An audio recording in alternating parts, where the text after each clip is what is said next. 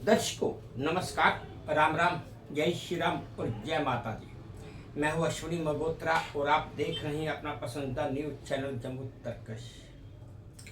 दर्शकों, अभी एक दिन पहले ही ऑर्डर हुआ है कि दरबार मूव होगा, जो पहले बंद हो गया था। अब दोबारा सरकार ने ऑर्डर निकाला है कि दरबार मूव होगा और 5 नवंबर को 2025 को जम्मू में दरबार अब खुलेगा। जब श्रीनगर से बंद होगा तो जम्मू में मूव होकर जम्मू में खुलेगा, यानी कि अगले महीने ही। लेकिन सवाल तो ये है कि अगर दरबार मूव वापस खोलना ही था तो बंद क्यों किया था, एक। दूसरा, दरबार मूव नहीं होने की वजह से जो जम्मू के लोगों को नुकसान हुआ, जो व्यापारी कम्युनिटी थी जो उसको नुकसान हुआ, उसकी भरपाई कौन करेगा। तीसरा, दरबार मूव नहीं होने की वजह से सरकार को फायदा कितना हुआ और नुकसान कितना हुआ। लेकिन एक बात कन्फर्म है कि सरकार ने किन हालात में ये फैसला लिया, किन हालात में ये फैसला नहीं लिया, क्या ये फैसला ठीक था या गलत था, इसी के ऊपर आज मैं चर्चा करने के लिए जम्मू कश्मीर व्यापार संघ के कांग्रेस के जनरल सेक्रेटरी गुरमीत सिंह के पास आया। चलिए इन्हीं से बात करते हैं कि ये क्या कहते हैं और क्या हुआ और क्या नहीं होना चाहिए था। अगर जो हुआ उससे नुकसान किसको हुआ और जो नहीं होना चाहिए था उसका फायदा किसको हुआ। गुरमीत सिंह जी, सबसे पहले मैं मीडिया का शुक्रिया अदा करना चाहता हूं। ये जो एक दरबार मूव प्रोग्राम क्या था, ये एक पॉलिटिक्स प्रोग्राम था। वोट लेने का ड्रामा, लोगों को बेवकूफ़ बनाना, जम्मू वालों को बेवकूफ़ बनाया गया। जब मैंने इसका स्टडी किया, 200 करोड़ रुपया हमारे एलजी साहब ने उस समय कहा था 200 करोड़ रुपए का फायदा होगा। मैंने उसी समय एक बयान जारी कर दिया था कि भाई सरकार को 200 करोड़ का फायदा नहीं 2200 करोड़ का नुकसान हुआ है, जिसका मैं आपको ये अभी अभी ये फायदा बता सकता हूं। ये आप ये देख सकते हो खुल के, ये पूरा लिखा हुआ है 2200 करोड़ का। ये आप अच्छी तरह से देख सकते हो, हर जगह पे, दिल्ली की हर अखबार में, हर जगह पे। जहां तक कि ये जो दरबार मूव था 163 साल उस समय मैंने लिखा था, 164 साल हो चुके हैं। एक मिनट गुरमीत जी, ये बात सही है दर्शकों कि 1861 में 1861 862 में हुआ था। 1862 में ये दरबार मूव की परंपरा उस समय के महाराजा गुलाब सिंह ने शुरू की थी और 1862 से लेकर ये चलती आ रही थी। जब पीडीपी की सरकार गई उसके बाद दरबार मूव बंद हो गया।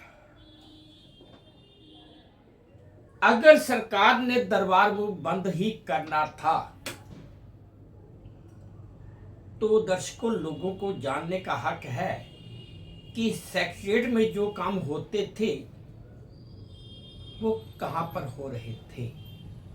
खास करके अगर जम्मू वाले हैं तो जम्मू वालों का काम कहां हो रहा था और अगर श्रीनगर वाले हैं तो उनका काम कहां हो रहा था। मैं आपको मीडिया के माध्यम से सबसे पहले मैं ये चीज पहुंचाऊंगा, जो नुकसान हुए हैं मैं इस पर डिटेल दूंगा।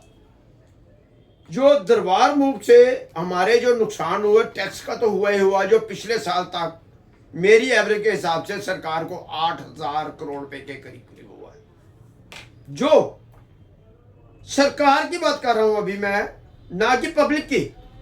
सरकार का जो टैक्स आता था वो किस तरह आता था, जो हमारे बाहर से लोग आते थे कश्मीर से, वो हर बार नया सामान परचेज करते थे। होटल भी लगते थे, रेस्टोरेंटों का टैक्स आता था, हर तरह। घर में हम अपने तो बाहर होटल में जाएंगे नहीं, वो सारे टैक्स जो हमारे मिला के, और कई लोगों का कारोबार बंद हो गया। जैसे आप ट्रांसपोर्टेशन ले लो, अप एंड डाउन का खर्चा, दूसरा ले लो, वो खर्चे गए। लास्ट के ऊपर टैक्सी ड्राइवर्स और गाड़ियों के टेम्पू ड्राइवर, इन सब का नुकसान था। उसके अलावा जम्मू के जो है सबसे बड़ा जो लॉस हमारे जम्मू के लोगों को हुआ। जम्मू में जो आदमी, मैंने पहले भी दिया, कई बार बीजेपी सरकार ने मीडिया वालों से मेरी वो डिलीट करवा दी, लेकिन मैंने कई मीडिया वाले ऐसे अच्छे थे, उन्होंने किसी भी सूरत में ब्लैकमेल नहीं होगी उनको डिलीट नहीं। जो हमारा जहाँ पे एक गरीब आदमी था, वो अपना कमरा किराए पे देता था 6 महीने के लिए, उसका जो रेंट आता था, कोई आदमी वो उसके पैसों से बच्चे पढ़ाता था, कोई आदमी, कोई लोग थे वो अपने घर का चलाते थे। अगर किसी के पास कोई छोटा मोटा काम है, आ रहा है गुजारा, तो वो कहता है यार लोगों के घर में मार्बल पड़ा है या टाइल पड़ी है, चलो थोड़ा सा मैं अच्छा कर लेता हूँ। कहीं के बच्चे पढ़ाई पढ़ रहे थे उस पैसे से, जो सारे ब्लॉक हो गए। और बहुत से ऐसे होटल बिक गए, दुकानें बिक गई, कारोबार खत्म हो गए, लोग कर्जदार हो गए, बैंकों के नोटिस आ गए। ये इतनी बड़ी हालत हुई उस समय। जो बैंकों का सरकार ने माफ किया, जो बड़े लोगों का 11 लाख करोड़ था, जो मेरा ऑलरेडी बयान बार बार आया है, लेकिन जो हमारे छोटे दुकानदार, छोटे जो प्रधानमंत्री योजना में, जबकि प्रधानमंत्री ने एक गारंटी दी थी उस 11 पैसे के लिए 3 लाख की, वो आज तक माफ नहीं हुआ है। 11 लाख करोड़ माफ कर दिया जाता है, लेकिन उनका 3 लाख माफ नहीं है, क्योंकि 3 लाख में से मैं आधे से ज्यादा वो पहले ले चुके हैं।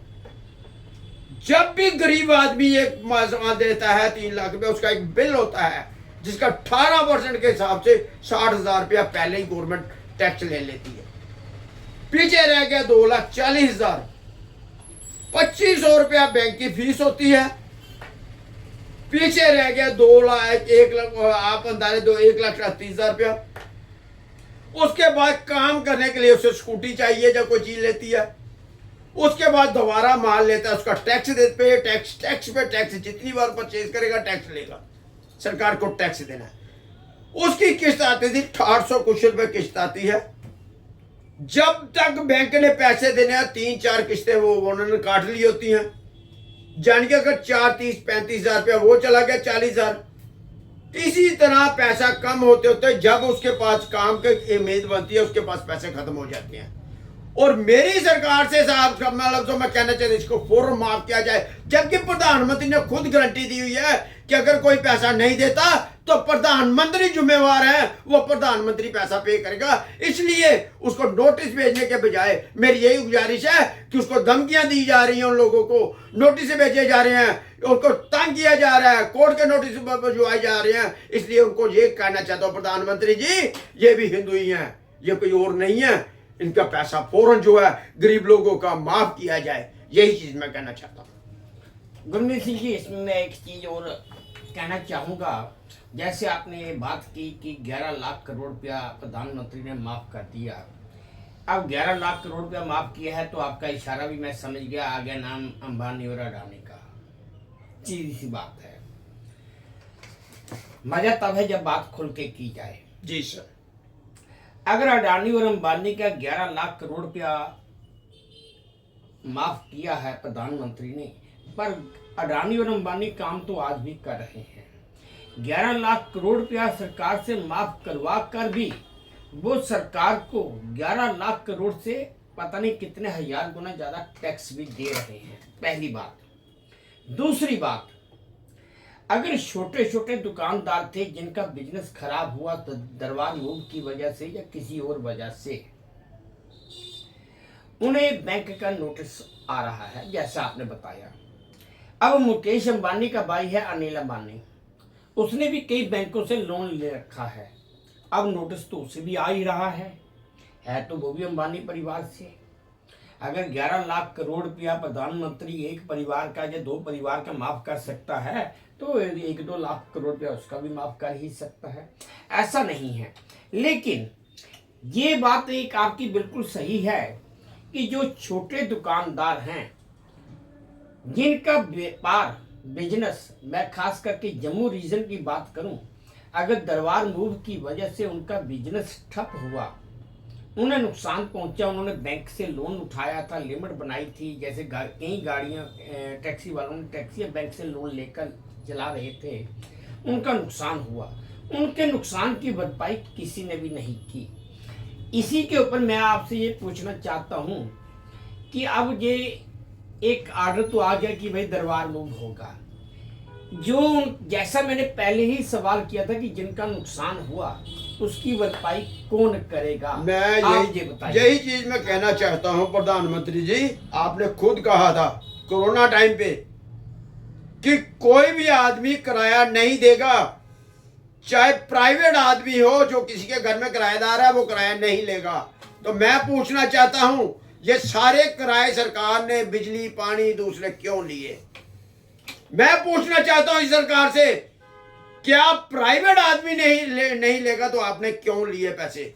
जब दुकानें बंद हैं, जब दुकानें 3 महीने 3 साल के कोरोना में बंद रही, आपने ताला मारने दिया, आपने वहां पे उसको डंडे मारेंगे, उसके जुर्माने किए गए, तो फिर आपने मुझे बताइए बंद दुकानों के किराए कैसे लिए गए?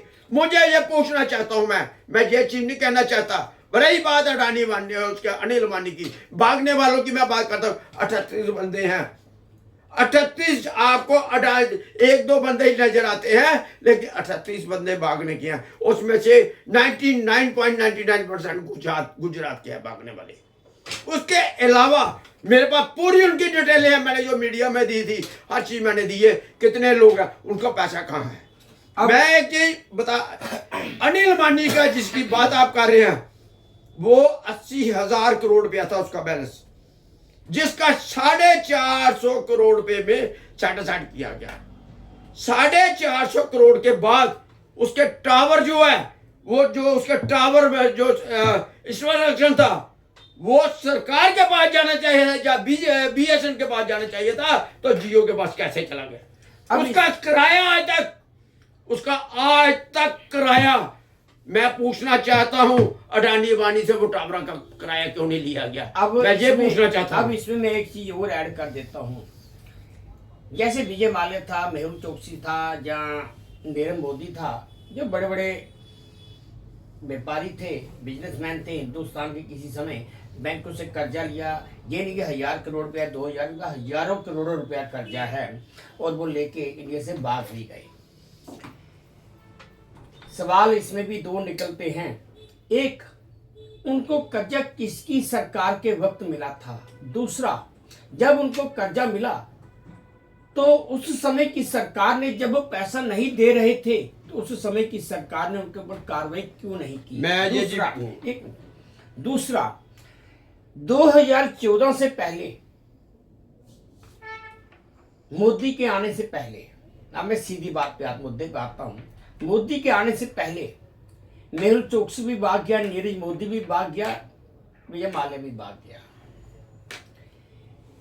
ये सब के सब, एक मिनट, गुरमीत सिंह जी 14 से पहले भागे। 14 से पहले किसी सरकार ने कोई कोशिश नहीं की कि जिस भी किसी मुल्क में वो बैठे हैं वहां की सरकार से रास्ता कायम करके उनको वापस लाने की कोशिश की जाए। मैं आपको चाहे, लेकिन आज कोशिश तो हुई। अभी कल 2 दिन पहले की ही खबर आई है, इंफॉर्मेशन आ चुकी है कि नीरव मोदी वापस आने वाला है। मैं आपको चीज बता देना चाहता हूं कि फॉर योर काइंड इंफॉर्मेशन, जनता के लिए भी, जो जितने भागिया 2014 के बाद बातें हैं, मोदी के आने के बाद भागिया, पहला कोई नहीं भागा। मैं आपको क्लियरली कर देना चाहता हूं, जितने भागिया मोदी के आने के बाद भागिया, पहला कोई नहीं भागा है। मोदी के आने के बाद पार्लियामेंट में राज्यसभा मेंबर भी बने थे, उन्होंने बयान भी दिया है कि हमें भगाया गया है। आप एक मिनट विजय माल्या अगर राज्यसभा में मेंबर था तो वो मनमोहन सिंह के टाइम मैं कह रहा हूं भाग्य बाद में है। दूसरा, मैं ये चीज कहना चाहता हूं, अगर बाद में कैसे, जब भी भागे हैं तो आप एक चीज नोट कीजिए, किसी कॉलेज में जहां पे एक नारे लगे थे हम क्या चाहते हैं, दूसरे किसी न किसी स्टेट में कोई पंगा डाल के तो पीछे से भगाए गए हैं, क्योंकि उस समय सारी इंटेलिजेंसी वहां पे होती थी। क्योंकि ये सरकार का काम है, मैं ये चीज कहता हूं प्रेजेंट सरकार का है काम, किसी का काम नहीं है। पुराना क्या था, मेरे पिताजी अगर कुछ छोड़ के जाते हैं तो उजाड़ा तो मैंने है ना, मेरे होते हुए कैसे क्यों नहीं भागे? कहने का मतलब है कांग्रेस के उस समय क्यों नहीं भागे? उस समय भी भाग सकते थे नहीं, क्योंकि उनके एक मिनट सर, मैं उस समय क्लियरली कहता हूँ ये सारे भागे हैं, बाद में भागे। बाकी हमारा मुद्दा है बेसिकली हमारा दरबार मूव के लिए जो हमने करवाया है, मैंने 4-5 साल की मेहनत के बाद करवाया। इसके लिए सबसे पहले मैं जो मेन मुद्दा है मीडिया का शुक्रिया अदा करना चाहता हूं। जो सबसे बड़ी बात है मीडिया का बहुत बहुत शुक्रिया अदा करना, जो जिसने मुझे मेरा साथ दिया। पेपर मीडिया, लाइव मीडिया, अभी भी आपने देखा 2-3 दिन से वायरल हो रहा है उसी समय से। और दूसरा मैं सीएम उमर अब्दुल्ला जी का भी शुक्रिया अदा करता हूं, जिन्होंने ये काम किया, नामुमकिन को इन्होंने काम करके दे दिया। अब गुरमीत जी एक सवाल मैं पूछूंगा, एक आप पर्सनल नहीं लीजिएगा जी जो दरबार मूव का ऑर्डर निकला, आपकी कांग्रेस पार्टी की तरफ से ऑफिशियली कोई बयान नहीं आया। मैं बिल्कुल आपने सही सवाल किया। ऑफिशियल कांग्रेस में ये क्वेश्चन चल रही है कि कांग्रेस का नई सरदार का नाम आ जाएगा। जब इलेक्शन हो रहे थे ना, मैंने मीटिंग में बात की थी, बड़ी मीटिंग में बल्ला सभी हमारे सीनियर बैठे हुए थे। उस समय इलेक्शन से पहले मेरी बात हुई थी, आप भी हैरान हो जाएंगे। मैंने बात कही, मैं जी कहते जी तैयारी, मैं सभी तैयारी कर रहे हैं। मैंने जब बोला, मैंने कहा बीजेपी तैयारी कर रही है, पर वो तैयारी कर रही है कांग्रेस के साथ इलेक्शन लड़ना है, एनसी के साथ लड़ना है, पीडीपी के साथ लड़ना है, अपनी के साथ लड़ना है, फलानी के साथ लड़ना है, यार के साथ लड़ना है। एनसी तैयारी कर रही है अपनी पार्टी के साथ लड़ना है, बीजेपी के साथ लड़ना है, कांग्रेस के साथ इस तरह लड़ना है। पर हमारी कांग्रेस की पार्टी एक ही तैयारी कर रही है, सरदार के साथ इलेक्शन लड़ना है। उसे दूसरे वो सरदार के साथ इलेक्शन की तैयारी करते रहे, सरदार के साथ लड़ते रहे, तो बाकी पीछे से बीजेपी वाले पूरी सफाई करके चलते रहे। अब आज की तारीख में स्टेट में 4 असेंबली पार्लियामेंट की सीटों के लिए चुनाव होने वाला है। कांग्रेस पार्टी का कहीं नामो निशान नहीं है, कांग्रेस की तरफ से कोई कैंडिडेट नहीं खड़ा। और तो और हैरानगी की बात है कि कांग्रेस की नेशनल कॉन्फ्रेंस के साथ अलायंस है, और कांग्रेस के जो आपके आला कमान जम्मू में बैठे हैं, जिनका ये दारोमदार है, जिनका ये रिस्पॉन्सिबिलिटी है कि वो अपनी अलायंस पार्टी से बात करेंगे कि हम फलां सीट हमें चाहिए, उनकी तरफ से भी कोई बयान नहीं कि भाई हम इलेक्शन लड़ेंगे या नहीं लड़ेंगे, आप हमें सीट दोगे या नहीं दोगे। मैं तो ये चीज कहना चाहता, जो एनसी के साथ राहुल गांधी जी का डिसीजन वही पे चल रहे हैं दोनों। बीच में कोई क्या करता है मुझे नहीं मालूम, मैं नहीं चाहता कि बड़े लोगों के बीच में। लेकिन क्वेश्चन ये है कि जिस समय राहुल गांधी ने जो सीटें बांटी उसी हिसाब से टिकटें बांटी गई, अपना अपना एरिया बांटा गया था, तो उस एरिया हिसाब से चल रहे हैं। क्योंकि इसके बीच में अगर मैं मुझे अच्छी बात नहीं लगती, क्योंकि मीडिया भी जानता है, सब जानता है, कुछ हम अपना ईगो दिल्ली को बताने के लिए कुछ और बोलेंगे, वो बात अलग है। दिल्ली को दिखाने के लिए हम ड्रामा करते, वो अलग चीज है। लेकिन मेरे ख्याल में जो राहुल जी ने फैसला किया था वही फैसले पे सभी उतर रहे हैं, कुछ नहीं है। जो बडगाम की सीट थी वो एनसी के पास थी, जो हमारी नगरोटा में फ्रेंडशिप है। अभी उमर जी ने भी कहा है कि हम कोई अच्छा कैंडिडेट है हम उनका समर्थन करेंगे, अगर करते हैं तो अच्छी बात है। मैं तो ये अपने सीनियर लीडर के ऊपर छोड़ता हूँ वो क्या फैसला लेते हैं, क्योंकि मैं बड़ा नहीं हूँ। मैं सीधी बात करना चाहता हूँ, मेरे लिए वही बड़े हैं, हमारे जम्मू के लीडर हैं वो बड़े हैं। आपके दो सीनियर लीडर रविंदर शर्मा और रमन बल्ला की स्टेटमेंट भी आ गई है कि जो फैसला होगा वो हाईकमान फैसला करेगी। इसका मतलब ये कि ये बात आज तक हाईकमान तक पहुंची ही नहीं है कि जहाँ पर इलेक्शन होने वाले है, हमें कैंडिडेट चाहिए। देखो ये चीज तो मैंने आपको पहले ही बताया था कि दिल्ली में 1 साल पहले ही मैंने लिख के दे दिया था, रिटर्न में राइटिंग में लेटर एक भेज दिया था, यहीं पे होगा मेरा एक लेटर, यहाँ पे पड़े हैं। तो ये सारे लेटर मैंने दिल्ली में भेजे थे कि जिसका मैंने साफ लफ्जों में कह दिया था कि किस तरीके से तैयारी की जाए की नहीं। मेरा काम है सीनियर को सजेशन देना, मेरा काम नहीं, मैं काम करता हूँ। मुझे किसी से कोई लागतबाजी, सरदारों में लागतबाजी नहीं होती है। मेरे लिए सब एक जैसे हैं। मैं सीधी, अगर आज इन्होंने तैयारी की होती तो मेरे ख्याल में हम आपस में बैठ के अगर सही तरीके से डिसीजन लेते तो इस बार सीट हम शायद नगरोटे की ना छोड़ते, या हमें ऐसे हिसाब से एक प्रोग्राम बनता हमारे राहुल जी के साथ बैठ के कि हम उसके सीट के आगे 29 का हमारा राहुल गांधी जी को प्रधानमंत्री बनाने का जो सपना है वो हम पूरा हर हालत में करते। हमें ये चीज़ चाहिए एनसी के साथ जैसे भी है, हमारा वो दिल्ली से ही फैसला होगा, जो दिल्ली वाले जो करेंगे हमें वो मंजूर है, जो हमारे यहाँ के सीनियर हैं वो भी हमें। गुरमीत जी, अब मेरे 2 तीखे सवाल हैं, सिर्फ 2 ही तीखे सवाल पूछूंगा, उसके बाद मैं बंद कर दूंगा।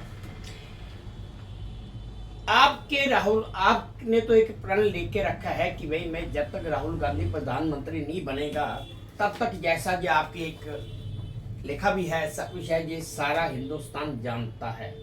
आज 18 अक्टूबर 2025 का दिन है और 1109 दिन आपके उपवास के पूरे हो चुके हैं। आपने 1109 दिनों में अन्न नहीं ग्रहण किया, आपने सिर्फ फल फ्रूट खा के गुजारा किया और जमीन पर सोकर आप चल रहे हैं। आपका प्रण ठीक है, जी बता दो, मैं फल बिल्कुल नहीं खाता, मतलब जो भी है, लेकिन आपका प्रण ठीक है। आप अपनी वफादारी दिखा रहे हैं कांग्रेस के लिए, लेकिन सवाल मेरा तीखा है। पहले ही हाथ जोड़ के विनती कर देता हूं कि बुरा मत मानिएगा, जवाब जरूर दीजिएगा। पिछले कुछ समय से राहुल गांधी की कुछ ऐसी स्टेटमेंट्स आती रही जिनकी वजह से ये सामने साफ दिखता है कि उनमें प्रधानमंत्री बनने के गुण नहीं हैं, पहला। दूसरा, अभी कल ही अमेरिका की एक एक्ट्रेस और सिंगर मैरी विलमन ने ट्वीट कर दिया और उन्होंने राहुल गांधी के ऊपर तंज भी कसा है कि राहुल जी, आपको समझ ही नहीं है। आप कहते हैं कि नरेंद्र मोदी ट्रंप से डरता है, ये उसकी वर्डिंग है, मेरी नहीं। जबकि नरेंद्र मोदी ट्रंप से डरता नहीं है। नरेंद्र मोदी एक लंबी रणनीति लेकर अमेरिका के साथ चल रहा है। नरेंद्र मोदी और ट्रंप दोनों वही काम करते हैं जो उनके अपने देश के लिए जरूरी है, और आपको इस बात की समझ नहीं है।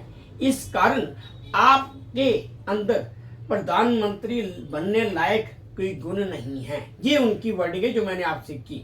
आप क्या सोचते हैं? मैं छोटी सी इसमें मैं और थोड़ा ऐड कर दूं। वैसे भी पिछले कुछ दिनों, ये 2025 में ही, इससे पहले भी बहुत कुछ हुआ, लेकिन 2025 की ही लेटेस्ट बात करूंगा।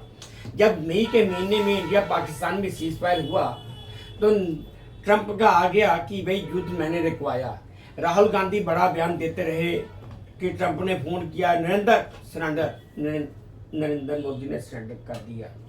जबकि कंफर्म भी हो गया, सब कुछ, सारी बात बाहर भी आ गई कि किसने सीज फायर करवाया था और किसने हाथ जोड़ के विनती की थी कि सीज फायर हो जाए।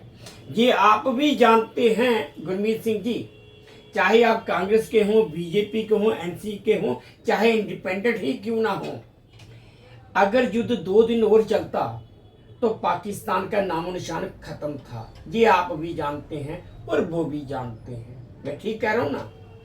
क्योंकि उनको पता था कि जो अपने देश से उठकर हमारे घर में घुस के हमारी एयरबेस तबाह कर रहा है, बेटर है इस समय रोक लो। मैं आपके पहला सवाल बता देता हूँ, राहुल गांधी जी तो प्रधानमंत्री बनेंगे। रही बात दूसरा, कलाकार का, मेरे ख्याल में वो कलाकार वो अपने देश की बात कर रही है, जो जैसे मैं अपने सीनियर, कोई भी आदमी अपने सीनियर की बात कर रहा है, वो ट्रंप की बात कर रही है।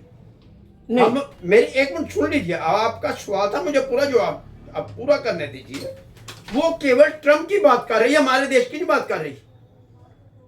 मैं आपको एक ऐसा सबूत देता हूं जो हमारे बीएसएनएल में जाली बिल पास करने के लिए आपस में गुत्थम गुत्था की गई थी। और पास होने के बाद 4 लाख काट दिया तो ये क्या, ओ यार वो पैसे काट गया, 36 लाख भी तो अपना ही था, जाली बिल था ना। अब क्या हो रहा है, ट्रम्प जो कह रहा है टैरिफ लगा रहा है। अब टैरिफ जो आगे क्या था, टैरिफ जब लगता है तो उस ट्रम्प के अमेरिका को उसको चाहिए कि हाँ में हाँ हो जाए, हाँ में हाँ जी हाँ जी हाँ जी। एक मिनट सुन लीजिए, हाँ जी करे। अब हाँ जी के ऊपर, ट्रम्प के ऊपर रख दिया ठप्पा, जैसे चाइना ने भी होगा उसने रिजेक्ट कर दिया, छोटी छोटी कंट्रियों में उसका ट्रम्प का टैरिफ रिजेक्ट कर दिया, तो हमारे प्रधानमंत्री ने क्यों नहीं किया? हमारे तो ताकतवर है। मेरी एक मिनट सुन लीजिएगा, हमारा अधिकार है। किसके ऊपर वो टैरिफ लगा? हमारे ऊपर लगा है, हमारे देश के ऊपर टैरिफ लगा है।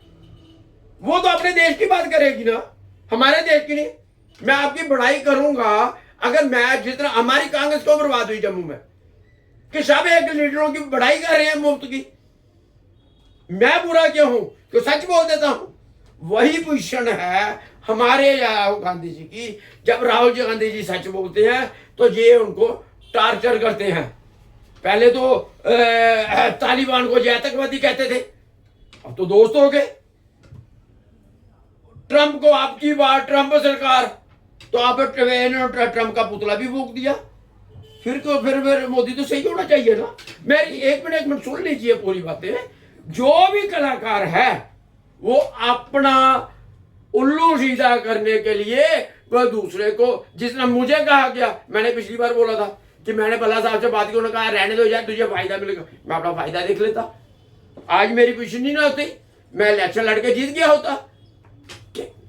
हर आदमी को एक बेनिफिट। अब क्या करेंगे, जो हमारे जो प्रधानमंत्री जी, वो एक के नहीं, मैंने पहले भी कहा था सबके प्रधानमंत्री हैं, लेकिन प्रधानमंत्री एक इंदिरा गांधी भी थी जिसने इलेक्शन को बाहर खड़ा कर दिया, 2 घंटे तक उठा के बाहर आके दी, जब हमारे पास ना फौज थी ना कुछ थी। अगर ऐसी बात है तो प्रधानमंत्री को कहना चाहिए था ये झूठ है। प्रधानमंत्री ने खुद नहीं बयान दिया। हमारा जो विदेश मंत्री था उसने क्या किया, पहले पाकिस्तान को इन्फॉर्मेशन करता है कि हम आ रहे हैं। ये खुद विदेश मंत्री का बयान है। बिल्कुल ठीक है, क्या आप टेररिज्म इलाके में ऐसा करने के लिए पहले हम इन्फॉर्मेशन करेंगे? एक मिनट मैं बताता हूं। दूसरा, प्रधानमंत्री जब अमेरिका गए बिन बुलाए गए, ये कहते हैं कि होटल में ठहराया, एक मामूली सा क्लर्क उसको लेने के लिए आ गया बाहर, टैक्सी में जा रहे हैं, होटल में बिल हिंदुस्तान ने पे किया, अमेरिका ने नहीं। जब गेस्ट होता तो वो पे करते हैं। ये अपना मीडिया कुछ और बता रहा है। दूसरा, अमेरिका में जाने से पहले मुझे बताइए पाकिस्तानी एयरपोर्ट पे प्रधानमंत्री जी क्या कर रहे थे? क्योंकि 1.5-2 घंटे क्यों बैठे? अभी आप खोलिए साइट, आपका लीगल हर चीज आपको वहां पे सबूत मिलेगा। हम लोगों को देश के खिलाफ चलने के लिए, देश उल्टे सीधी बातें, झूठ, व्हाट्सएप मीडिया, सोशल जो हमारा है, ये गलत हमें इंफॉर्मेशन देती हैं। हमें, मैं एक मिनट सुन लीजिए, मेरे पास भी आती हैं, मैं पहले उसको वेरीफाई करता हूं। किसी से भी बात करें, मैं आपको छोटी सी एक बात बताता हूं।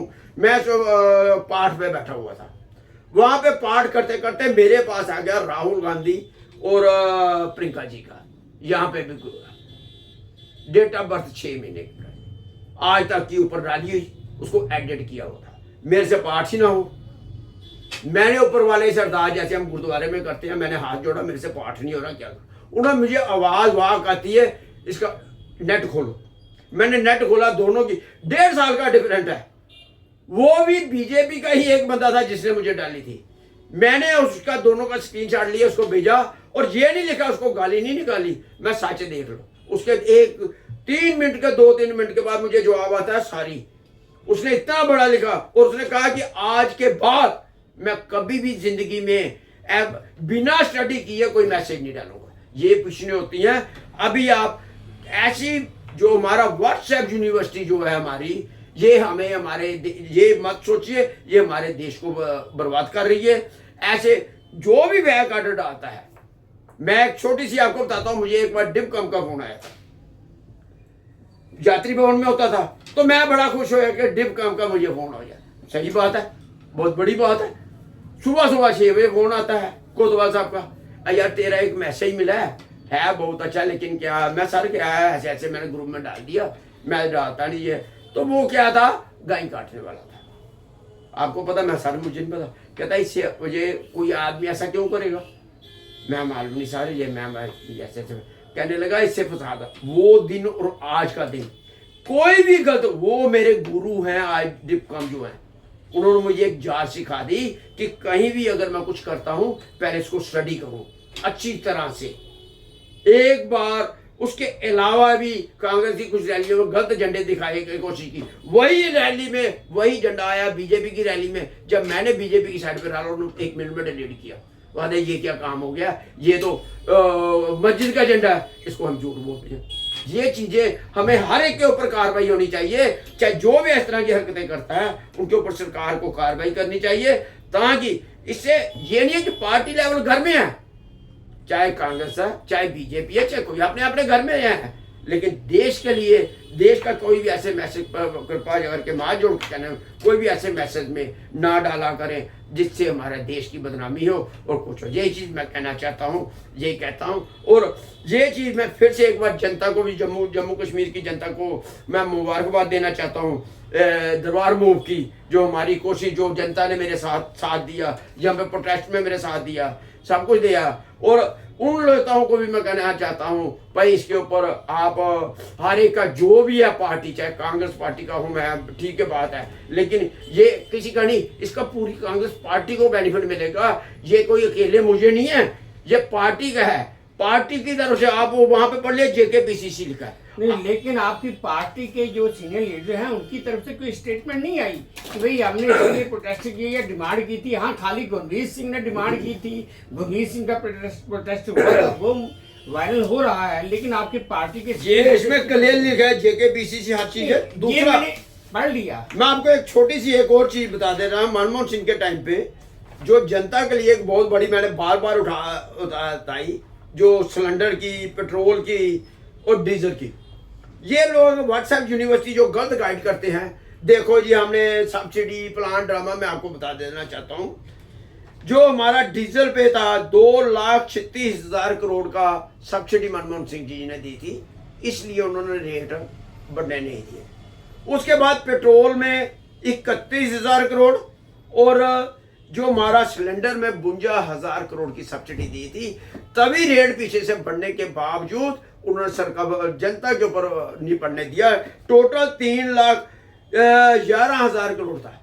आज भी यह है कि हमारा सिलेंडर हर चीज जो है बढ़ता इसलिए जा रहा है। उस समय आज $60 का कीमत है, उस समय 100 कुछ डॉलर थी, उसके बावजूद रेट नहीं बढ़ने दिए। और एक आपको मैं चीज बता देना चाहता हूं देश के लिए, जो हमारे 147 लाख करोड़ 147 लाख करोड़ का जनता से एक्स्ट्रा टैक्स लिया गया 8 साल में, वो पैसा कहां गया, ये जनता को हिसाब देना चाहिए।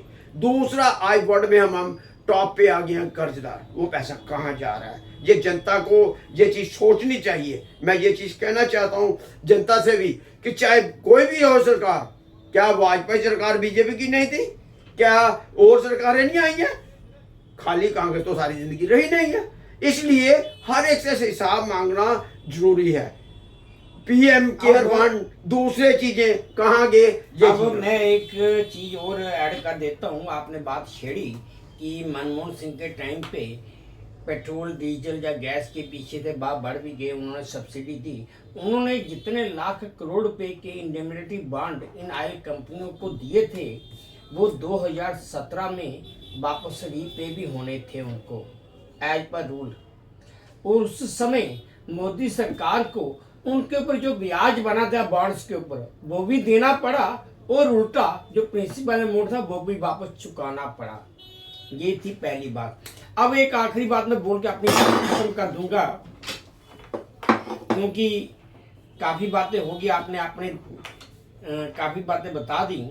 अब एक बात, तो आपने एक सवाल बीच में एक बात सवाल किया था कि प्रधानमंत्री, हमारे प्रधानमंत्री बगैर किसी न्योते के, बगैर किसी चीज़ के पाकिस्तान क्या लेने गए थे, जैसा अपोजिशन की पार्टियों ने काफ़ी जो मुद्दा उछाला भी था। मेरी नज़र में, मेरी सोच के मुताबिक प्रधानमंत्री नरेंद्र मोदी मैं आपको जब पाकिस्तान गए थे, नहीं पाकिस्तान जाने की बात नहीं कर रहा, नहीं, मेरी बात एक मिनट, हाँ। एक मिनट।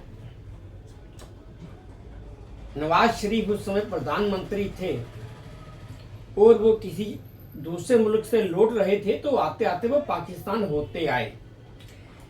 उन्होंने पाकिस्तान को और दुनिया को ये बतलाया था, ये जतलाया था, ये बताने की कोशिश की थी, भाई मैं वो आदमी हूँ जो बगैर किसी सिक्योरिटी के तुम्हारे मुल्क के अंदर घुस सकता है और तुम मेरा कुछ नहीं बिगाड़ सकते। ये भी एक पहलू है। हालांकि अगर कोई आपने VIP जाता है, मैं एक चीज बता देना, जो आप दूसरी तरफ ले गए नवाज शरीफ तक पहुंच के, मैं वो बात नहीं कर रहा। मैं बात कर रहा हूं अभी जब ट्रंप के जब जीते हैं थे, उसके बाद प्रधानमंत्री अमेरिका जा रहे थे, तो ये एयरपोर्ट पे 1.5 घंटा बैठे रहे हैं। एयरपोर्ट पे क्या किस लिए बैठे, कौन कौन था साथ में, ये पूछने बहुत आती हैं। हमारे प्रधानमंत्री, देखो मेरी बात सुनो, एक तरफ तो हम कहते हैं वहां पे गलत है, तो दूसरा वहां पे रुकने का मतलब ही नहीं बनता। जब ऑलरेडी पहले से पाकिस्तान का मुद्दा है, हमारा आपस में नहीं है। अगर एक कलाकार जाता है उसके साथ पिक्चर बनाता है तो वो गलत है, ये मिलती है तो बिल्कुल सही है। ये चीजें अभी 77 साल 100 कुछ सालों में फर्स्ट टाइम हुआ है जो हमारी गुरु नानक, वहां पे गुरु नानक देव जी की यात्रा भी बंद होगी। ठीक है, चीजें क्या हैं, क्यों ये रिलेशन मैच हो सकते हैं, यात्रा नहीं हो सकती, फलानी चीज हो, जहां पे इनका बेनिफिट है बहुत सही है। तालिबान आएंगे, बीजेपी की वॉशिंग मशीन में जाएंगे तो साफ होके आ जाएंगे। पीडीपी के साथ आतंकवादी छोड़ेंगे मिलके तो सही है।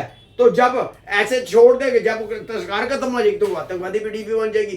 ये क्वेश्चन है। अब गुरमीत सिंह जी, बात ये है कि अगर तालिबान, पहले अफगानिस्तान में तालिबान की सरकार नहीं थी, ISIS ज्यादा चलता था। एक मिनट मेरी बात होने दीजिए पूरी। बात यह है कि जब वहां पे सरकार का तख्ता पलट हुआ, तालिबान जो भी थे अब वहां की सरकार चला रहे हैं। अब एक मुल्क को, एक देश को आप इग्नोर नहीं कर सकते। तालिबान में अब वो तालिबानी नहीं रहे जो पहले आतंक की तरह काम करते थे। अब तालिबानी कुछ तरीके से और कानून के मुताबिक काम कर रहे हैं। इसलिए खाली हमारे भारत नहीं, मैं ये चीज कह देना और चाहता हूं, देशों ने भी उनको मान्यता। डिबेट में कांग्रेस ने नहीं, किसी पार्टी ने भी नहीं, किसी ने, बीजेपी ने ही बार बार तालिबान का मुद्दा उठाया। नहीं, उस समय उस समय भी तालिबान वही है, आज भी तालिबान वही है। मैं एक चीज कह देना चाहता हूं, इतना ज्यादा कर्जा दिया है भारत सरकार ने, प्रधानमंत्री ने उसके साथ दिए। मैं ये चीज नहीं कह रहा कि आप ना रखो, मैं ये चीज नहीं कह रहा हूं। मैं कह रहा हूं जब हम बोलते हैं तब उस समय हम सोच समझ के बोला करें। आज पूरे वर्ल्ड में हमारी बदनामी हो रही है। एक तरफ आप आतंकवादी कहते हो, दूसरी तरफ जबियां डालते हो, ये चीजें गलत हैं। मैं ये चीज कहना चाहता हूं, जब आप पहले थे ISI का नाम लेते ना, आप ये देखो उस समय भी तालिबान था। किसने कहा? किसी ने तो आज तक नहीं कहा। उस समय बालाजी कांग्रेस के हैं तालिबानी, तो आज किसके हो गए भाई? मैं कहा ट्रंप पहले अच्छा था। मेरी बात सुनिए, चाइना को एक को छोड़ा, अमेरिका को छोड़ा, ट्रंप को छोड़ा था चाइना के बाद। चाइना बड़ा है।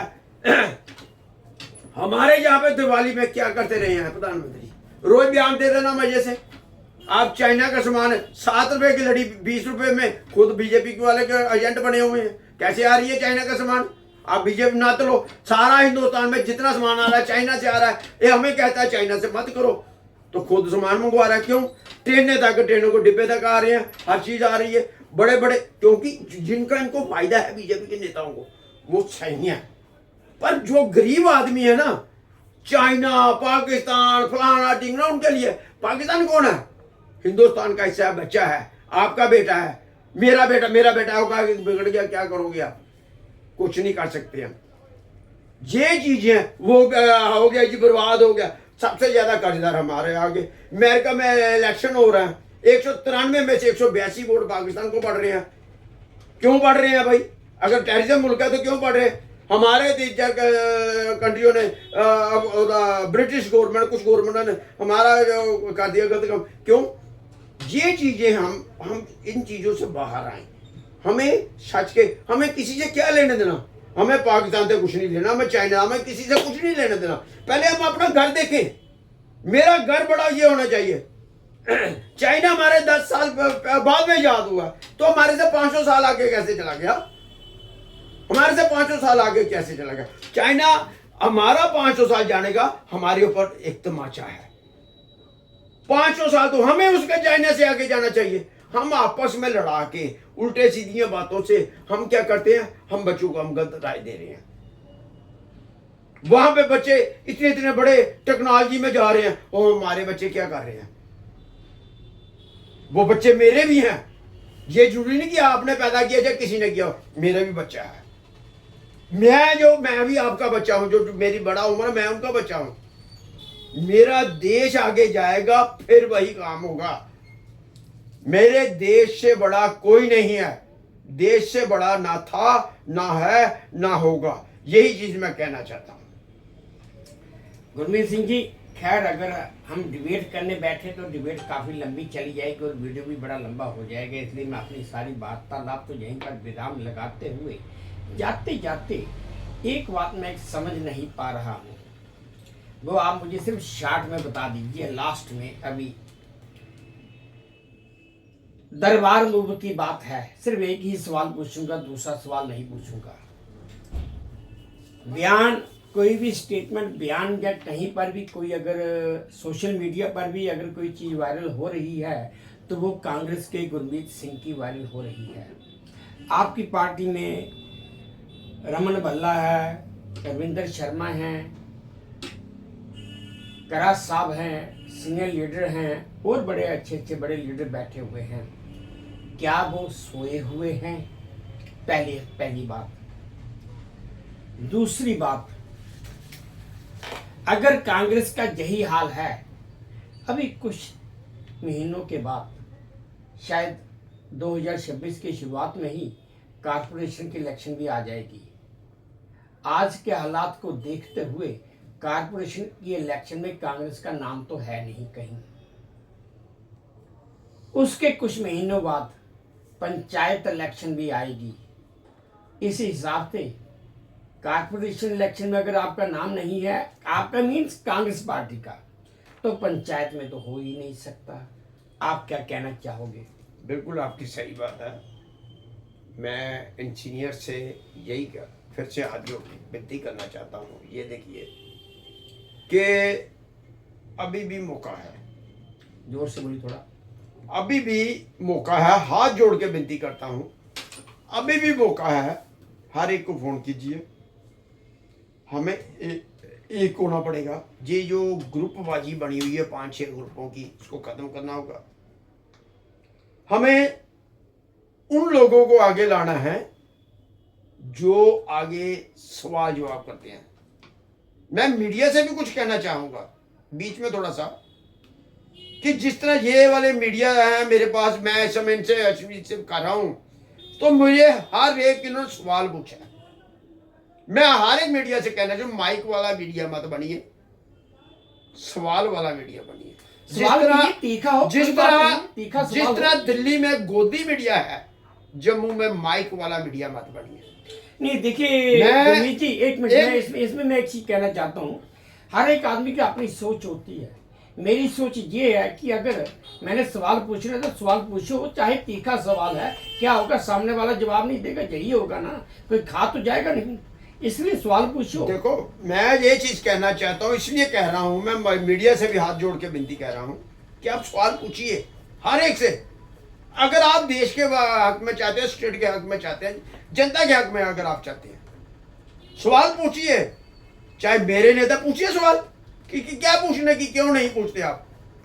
पूछिए भैया, आपका एक बंदा इतने दिन से व्रत रखे हो, क्या बात है, हर चीज पूछिए। आपके ये चीजें क्यों हार रहे हो आप? एक मिनट, आपके सीनियर नेता मीडिया से तो मिलने नहीं चाहते, वो सिर्फ कटिंग भेज देते हैं, प्रेस रिलीज ना कर जाओ, ये फोटो आगे दिया।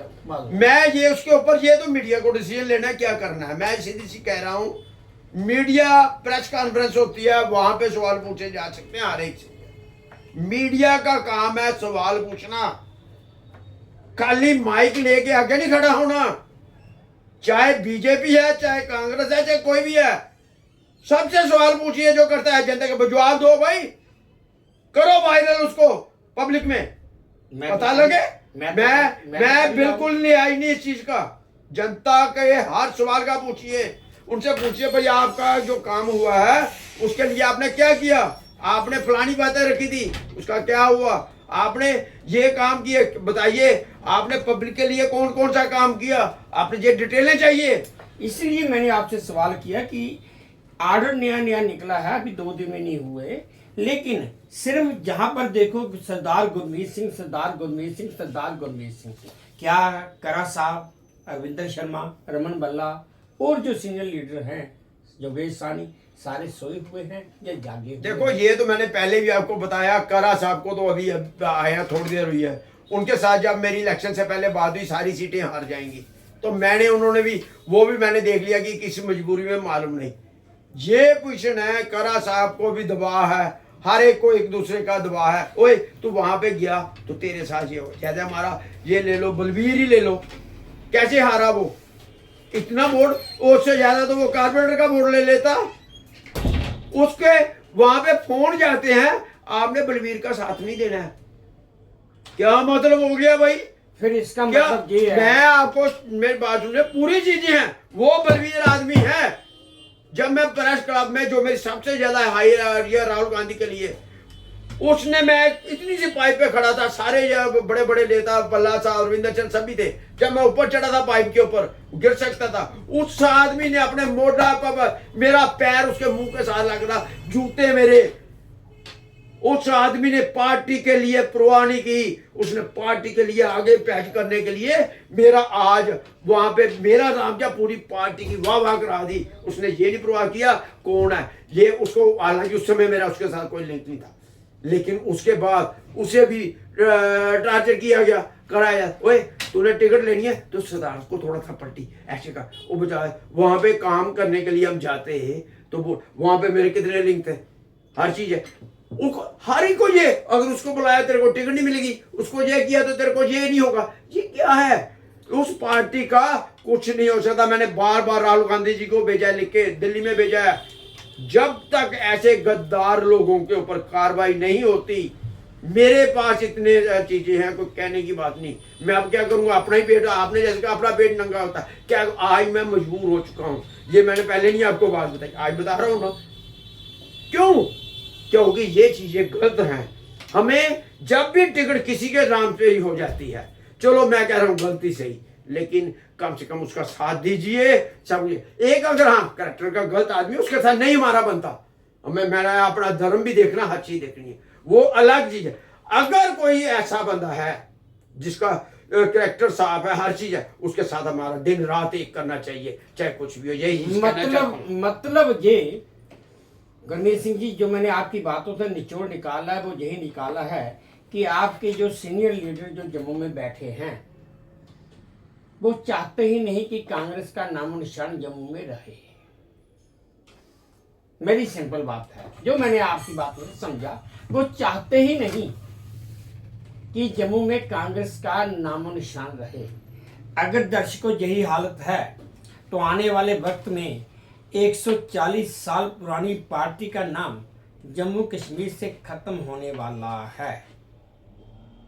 खैर, अब दर्शकों वीडियो काफ़ी लंबा हो चुका है, तो मैं यहीं पे अब इसको विराम लगाता हूं और आप सबसे प्रार्थना करता हूं कि अगर आपको मेरी और गुरमीत सिंह जी की बातचीत अच्छी लगी है, पसंद आई है, तो प्लीज़ मेरे इस चैनल को लाइक कर दीजिए, शेयर कर दीजिए और सब्सक्राइब भी कर दीजिए। और हाँ, अपने कमेंट्स मेरे कमेंट बॉक्स में जरूर डालिए ताकि मैं उन्हें भी ध्यान से पढ़ सकूं। बस अब इसी उम्मीद के साथ आप सबसे विदा लेता हूं कि आप अपना भी ध्यान रखेंगे, अपने देश का भी ध्यान रखेंगे। जय भारत और धन्यवाद।